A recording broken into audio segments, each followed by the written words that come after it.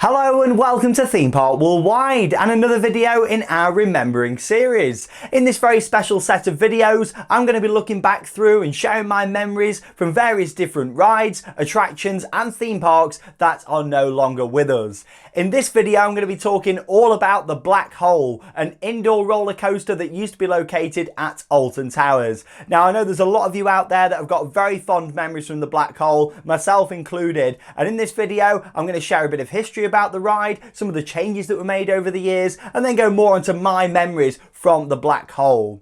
Now, this ride was located within the Fantasy World themed area of Alton Towers when it opened in 1984, and it actually lasted all the way through until 2005, which is when it closed. And of course, Fantasy World was rethemed in 1998 to X Sector, and that's when a lot of changes were made around the ride, and I'll be talking all about that as we make our way throughout the video. But first, let's go way back to the start and 1984 and the construction of the Black Hole. Over 250,000 tons worth of soil had to be moved to build the Black Hole. Now, you might be thinking the ride had quite a small footprint, but you've got to think it was very dug into the ground in that point of the park. The previous attraction to be on that site was like a dinosaur walkthrough, like people dressed in like dinosaur costumes and walking down this path. That's what was there before, so all of that had to be demolished, and of course they had to dig into the ground, and that's something that stuck to this day, hasn't it? Of course, the Smiler is on that site now, and again I'll be talking about how that all came around later in the video. But yeah, you know, all this earth had to be removed for the Black Hole to be built, and of course the ride was located within a large tent, and back in 1984 it was actually a green and yellow tent. Now, I don't really remember the colour of the tent being like that. I always remember it in like its dark blue phase that it changed into for 1998. But of course I would have seen it when I was a very small kid. I was born in 1993, so you know, I went to Alton Towers when I was first born. And, you know, I've been going ever since I was a little kid, but, you know, I don't remember it. My memories of the Black Hole were sort of after Oblivion opened, really. And like I say, I'll talk about my first rides on it and experience as we move throughout the video. Now, in terms of the Black Hole, for those of you that weren't too sure exactly what it was, like I say, it was an indoor roller coaster located in a tent. The actual model name for the coaster was a Schwarzkopf Jetstar 2. Now, Alton Towers actually later opened another sort of outdoor version of the ride. It was actually a Jetstar 3, so it was the next model up from that, but very, very similar to the Black Hole, except that was outside. This was a fully enclosed in this big tent roller coaster with all sorts of different parts that added to the experience of the ride. Now, originally, one train on the Black Hole could only actually seat 6 people. It was 2 per row, and there was 3 rows, so it was, you know, it was quite low throughput. However, some changes were made in 1988. The ride had some modifications allowing 2 cars to be coupled together, meaning of course it meant that it doubled the amount of people that were being dispatched at one time on the ride. So that was a change that was made to the Jetstar 2 models. It meant a complete refurbishment of the Black Hole, and like I say, that was done in 1988. This meant then that of course each train could have 12 riders, and it would have been 6 rows of 2 riders on that. So yeah, before in then previous years from 1984 through until 1988, it would have been just the one train, but they designed it so they could couple them together. And for that to be done, a lot of work was actually done to the ride in terms of how it operated and procedures and all that kind of stuff. So very, very interesting sort of move what they did there, but of course that helped with the throughput of the ride and getting more people through it every hour, which of course was needed during the late 80s as Alton Towers started to become more and more popular. The ride also underwent many other changes throughout the years. However, it did have some name changes as well during its lifetime. So in 1988, after them changes, it was known as Black Hole 2. Not a big fan of that. Of course, I wasn't even born at that point, but I'm sure a lot of you can remember that being the case. So I'd love to know, as always with these remembering videos, your memories from the Black Hole. Yours will probably go way back to, you know, the start of the ride's life before I was even born. So I'd love to know all of your memories. Maybe you're a bit like me, you didn't ride it until the early 2000s, you know. I would love to know, as I'm sort of going through this video, get your comments coming in. I would love to see what you guys thought of the Black Hole and your favourite memories from it. So yeah, 1988 Black Hole 2. In 1989, it was known as the New Black Hole. So I'm not too keen on either of them names, to be honest. However, luckily, from 1990, it was back to its original name, just the Black Hole at Alton Towers, you know, just how it should have been. And it was basically the park's sort of version, if you like, of Space Mountain at the Disney parks, you know, as much as it's a completely different ride system. That's kind of what they were going for with it, you know, this indoor space-themed roller coaster, you know, and it was a wonderful experience that a lot of people have got a lot of memories from. So I'm really looking forward to reading the comments after this one and seeing what you guys thought to it. So in 1997, construction started on Oblivion, right next door to the Black Hole. And this is where I start to get some memories now from the Black Hole. Not, of course, riding it, because at that point I wasn't tall enough. However, I do remember seeing the building at this point whilst Oblivion was being built. I'll never forget the excavation that took place to build Oblivion. Honestly, we'd walk up to these big fences and you'd see this massive hole in the ground, and it was unlike anything I've ever seen before. Bear in mind, I was just a kid at this point and the whole world was quite new to me, and just seeing this was amazing to see the construction. So I kind of started to first know about the Black Hole then, you know, seeing this big tent at the side. And then, of course, in 1998, Fantasy World was all rethemed into X Sector, and that's when there was a lot of changes, and that's when I really started to remember the Black Hole, because the tent got repainted to like that dark blue colour. It had a whole new entrance put on. The queue line had like all these covers over with like these TV screens in. The whole branding of the area was brought up to date with X Sector. You know, gone was that whole fantasy theme and this space sort of fantasy flight. All that was gone. You know, it was straight in with the darker theme that Oblivion brought to the area in 1998. So a few years passed at this point before I was actually tall enough to be able to ride the Black Hole, and all during that time, you know, the anticipation was really building up for me. What was exactly going on inside that tent in X Sector? And it was the early 2000s where I had my first ride on the Black Hole, and I'll always remember it, queuing up and hearing the screams inside the tent. That's what really made it for me. So you'd enter in and you wouldn't just sort of go straight on inside the building. The queue line sort of stretched out to the right and it sort of went back on itself around the edge of the building. And you look towards this tent and all you could hear is the screams from inside. A little bit of music every so often. You know, it had an amazing atmosphere and you could just hear the coaster roaring round inside. You know, even if it was a bright sunny day outside, what was going on inside that tent was very mysterious. And yeah, there was like some lights that was spinning round on the edge of the tent from what I can remember as well. You know, I think there were some later like 1998 editions, you know, and that's the thing for me. My memories are from the sort of last part of the ride's life, really. So I'm really looking forward to reading the comments and seeing all of your memories from 1984 onwards. I really am. But yeah, I remember you queuing round, hearing them screams, and then back towards the entrance of where you actually joined the queue line, except it was a bridge what led into this tunnel. Quite a thin tunnel. It was a little bit claustrophobic really in there with how small it was. And then you'd emerge in the station, and that's what really made it for me, because you started outside, loads of space, you then went into this really tiny tunnel and then emerged in quite a big station, or at least it seemed like quite a big station to me. Of course, you know, I was still a kid at this point, but I remember it was quite tall in there. It had a very steampunk style feel, Jules Verne style.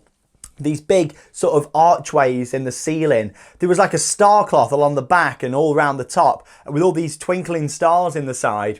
And that's just what really added to the overall experience for me.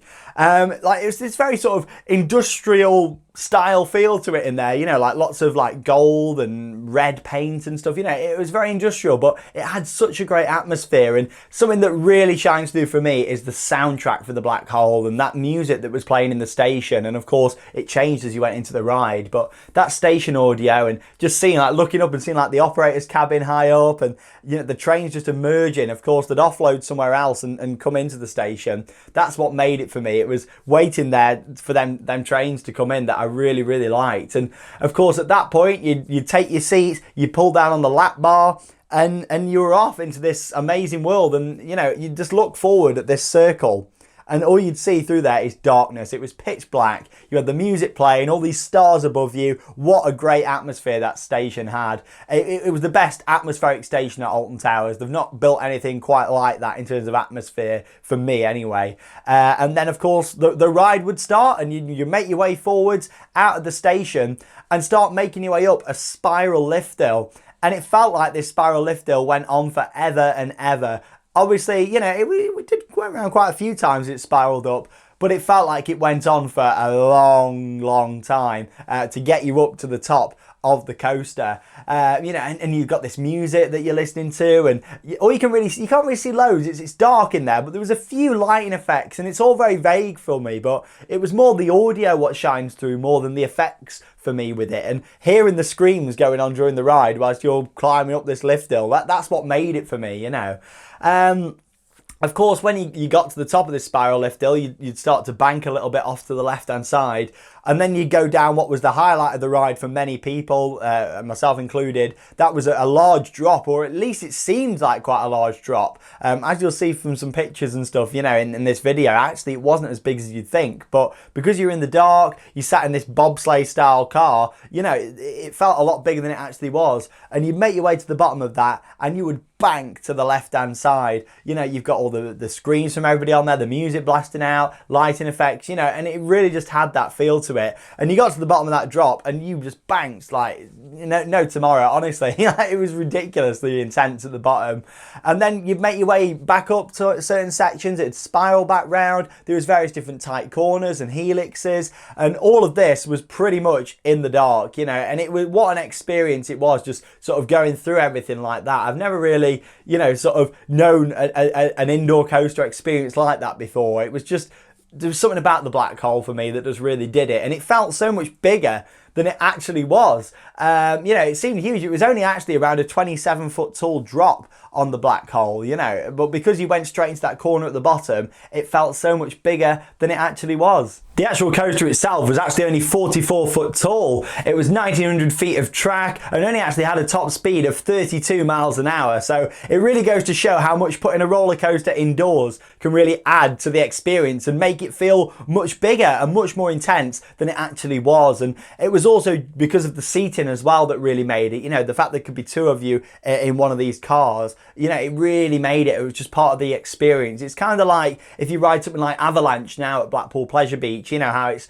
that sort of feel. Imagine that, but on a much more intense roller coaster in the dark, you know, that's exactly how the black hole felt. And honestly, there was nothing else quite like it, and there really wasn't. And of course, the thing is, for me, you know, I love dark rides and I love roller coasters, so this combined together was the ultimate experience. And that's why I love stuff like Space Mountain, like the t-shirt I've got on, you know, like I love my indoor coasters. Vogel Rock at F-Telling, I really like that. You know, there's just something about them, but especially with the space theme, you know, that's what made this as well, like that mysterious audio and space theme that really added to the experience of the ride. But at the end, I'll always remember as well, it had quite a long run off from the brake run, you know, and you'd make your way around, meander into the offload part of the station. You know, so you had a bit of time to reflect on the experience and hear the next riders coming down. You know, that's what really made it for me on there. It was all about the positioning of things, and yeah, it was a beautiful experience. It really was. So in early 2005, the ride operated for the last time, and I remember it being a really sad moment actually in Alton Towers history, because you know, you had this very iconic coaster that was still standing. You know, not loads of change had really been made to it over the years, and it was still a good indoor coaster, a classic ride. And it was a shame when the ride did close in 2005, and you know, I was gutted when I heard about it closing. However, they gave it a good send-off. They did like behind the scenes tours and all that sort of stuff, and gave the ride this really good send-off, which was great, you know. And it was the same with the Corkscrew when that went and closed in 2008. You know, that had a good send-off as well.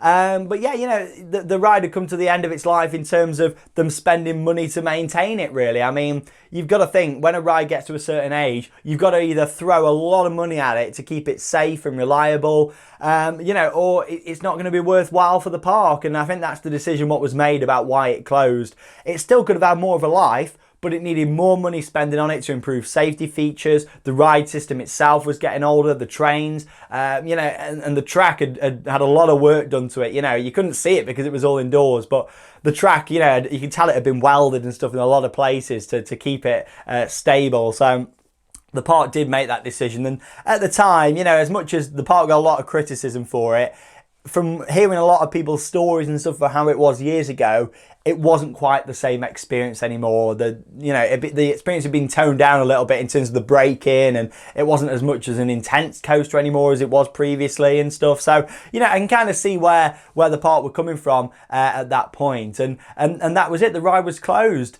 In 2007, the ride was removed from the tent. And I remember all the track was just actually stacked up outside, and it was just chucked on a pile. And I remember thinking, well, this, you know, it's going nowhere. It was all just chucked up to the side. I thought that was it, you know. The park apparently had sold it, but you don't know. I thought maybe it was just going to go to scrap. I really didn't think we'd be seeing it going anywhere else. A few years passed, no mention of it. 2011 came along. Of course, by this point, the black hole tent was still standing. It had been doing nothing since the ride closed. So for over 5 years, nothing had happened to it. Just look really, really messy now in X Sector. This huge B&M dive coaster that looks stunning, Oblivion of course, and then next to it, this tent that was just left there, and all weeds were starting to grow over it and everything. It wasn't looking great at all. And then 2011 came around, and there was rumours that stuff was being cleared from inside the tent. So at this point, we were all thinking, right, something's happening here. Bear in mind, the year before, there was a bit of speculation about John Wardley saying that something was going to be coming there next as part of the next major roller coaster investments. And then we all thought, oh, okay, something's happening. Scarefest 2011, the black hole tent was actually used as a scare attraction. In fact, there was two in there. There was the Carnival of Screams and the Boiler House. The Boiler House actually ran up the queue line for the black hole. There was like a photo point, and I actually worked for Pixel, the photo company at that point, and I was actually based in there for Scarefest, so that was quite ironic. And I remember being on the photo point, and of course, you'd then go back through this tunnel and into the tent itself. They cleared the whole thing out and built two scare mazes in there, the Boiler House and Carnival of Screams. So, you know, that was a use for it. That only lasted 1 year. That was 2011. And then at that point, you know, we started to think, well, it's been cleared out for something, not just for Scarefest. Planning applications went in for what was going to be known as the Smiler, Secret Weapon 7 at the time, the next in the Secret Weapon program for the park.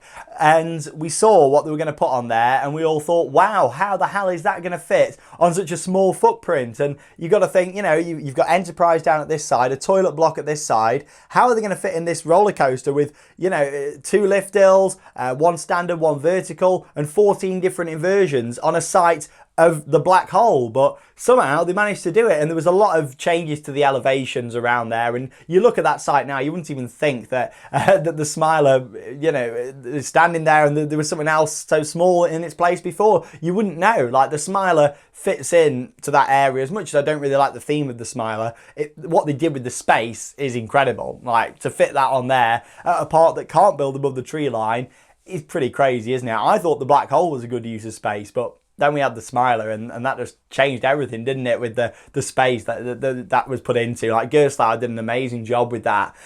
So, of course, in 2012, the black hole tent was then demolished, and then work started on the Smiler and doing all the excavations all around there. So something really shocked me and a lot of other people at the time as well. In 2011, we heard that the black hole had actually been completely refurbished by Gerstlauer, and it was operating at a theme park in Sweden. The park called Furuvik, which is like a zoo and theme park in Sweden, about 2 hours away from Stockholm. And we all thought, I can't believe it. You know, it shut Alton Towers in 2005, then kind of out of nowhere in 2011, the ride comes back completely refurbished, and, you know, amazing to think what they've done with it, you know, and I'd love to go and ride it. It's still operating at this point. I'm really hoping to get there and ride it at some point. You know, I've been to Sweden a few times, but never had a chance to go to this park. It's a little bit further out the way of the others, but really got to go there to ride this again and reminisce the black hole. However, with this one, it's located outside, and as you can see here, you know, it's completely different with the colour scheme and what they've got there. It's got blue supports and red track. There's no tent, no building around it. It's completely outside, but how fresh does it look? It just goes to show that, you know, the ride has got so much life to it. 1984, and it's still going now in Sweden. So I'm really hoping to get out there at some point and ride it. But that's my memories of the black hole, and quite vague in some areas. However, with that ride, it changed quite a lot over the years, and I'd love to have seen it back when it was first put in, and that before changes were made in 1998. Like I say, I can just about remember the outside with the green and yellow on there, but as it later changed, obviously that's where my memories become a lot more vivid, and I know exactly what the experience was like. But that ride was beautiful. Did you get to ride the black hole? Honestly, I would love to know. I really want to know your thoughts on that ride. I know at the time a lot of people were saying Alton Towers will never be the same again, but I would say that now something like that would go down beautifully at the park, like a completely refurbished new roller coaster indoors at Alton Towers. I think it'd go down really well. And I'm not saying the same layout as the black hole, something completely different, but an indoor coaster at the park would work really well. But there you go, we've come to the end of another remembering video here on Theme Park Worldwide, remembering the black hole, that classic indoor roller coaster that used to be at Alton Towers. Let me know all your memories down below in the comments. I'll be back soon with another remembering video,